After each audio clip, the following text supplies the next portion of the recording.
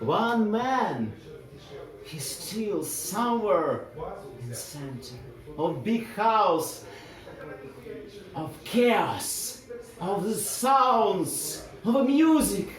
He don't understand why. He don't listen his heart. But in moment he opened his heart and music come to his eyes. He know this is not the end, but only the beginning of new life, eternity, unity and freedom. He goes step by step to his soul to open his heart. He knows this is something great.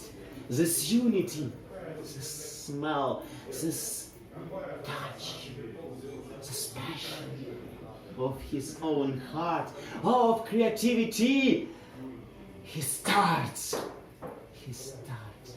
to live his own life and create his own universe.